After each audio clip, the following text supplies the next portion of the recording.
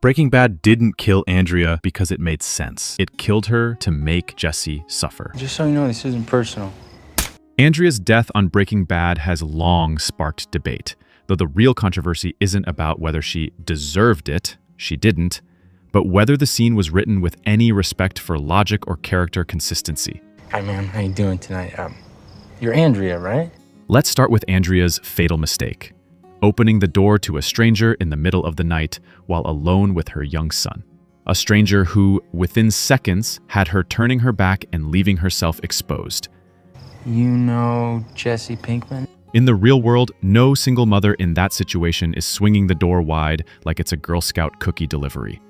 That choice read less like character-driven decision-making and more like the writers lazily hustling toward her inevitable execution. Of course, the counter-argument insists Andrea's death was guaranteed, regardless of her choices.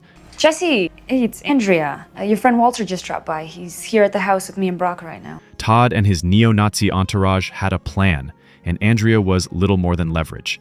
If she hadn't opened the door, Todd could have shot through it, kicked it down, or simply waited. Just kill me now and get it over with because there's no way! In that sense, the scene was less about her failure of judgment and more about the illusion of choice. Her fate was sealed the moment Jesse tried to escape. Still, the writing betrays her character. My name is Andrea. This is a woman who met Jesse in Narcotics Anonymous, knew the risks of addiction firsthand, and whose own brother was exploited and killed by a gang. She's not some naive suburbanite unaware of the dangers of her world, yet the show repeatedly depicts her making bafflingly reckless decisions. Grandma, this is Jesse. He's from the meeting. He's like a sponsor. Bringing a fellow addict she barely knew into her home, introducing him to her child, and resuming drug use while her son is due to return. Andrea wasn't dumb, but the writing frequently made her behave as if she were. Right, well, I'm a friend of his. My name's Todd. And then there's Todd.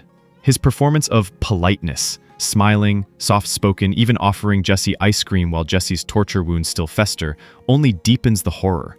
Just so you know, this isn't personal. This isn't kindness. It's weaponized civility, a mask perfected by psychopaths who mimic normal social behavior in order to disarm their victims. Todd isn't a frothing sociopath like Tuco Salamanca, exploding with rage at the slightest provocation. I'm sorry, but I had to do it. He is calm, deliberate, disturbingly childlike in demeanor, murder as an errand rather than a passion.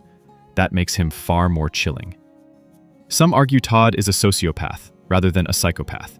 The truth is that he doesn't fit neatly into clinical categories. Yes, sir. Be ready. He kills without malice, without pleasure, without remorse. He lacks empathy, but he also lacks ego, deferentially submitting to Walt and Jack. That blend of affability and vacancy makes him one of television's most terrifyingly well-crafted villains. Yeah, he's okay. Actually, I brought him with me. Harmless, until he isn't. So, was Andrea's decision to open that door believable? Barely. Was her death inevitable? Absolutely. But the deeper problem lies not in Andrea's instincts, but in the writing's treatment of her. Whoa! Hey! Settle down! Breaking Bad often mishandled its women and characters of color, reducing them to collateral damage in service of Jesse's and Walt's arcs. Andrea's return to the story was never about her. It was about killing her off to punish Jesse. Call me back as soon as you get this message, okay? Yes, Andrea cared about Jesse. Yes, she wanted the best for him. But care and trust are not the same as stupidity. The script, however, collapsed those distinctions, sacrificing her character's integrity for shock value. In a show known for meticulous plotting, Andrea's death remains one of its few moments that feel forced, a tragedy less for the loss of the character than for the writing that failed her. One wrong choice ended Andrea's arc. One right click keeps this channel alive. Subscribe.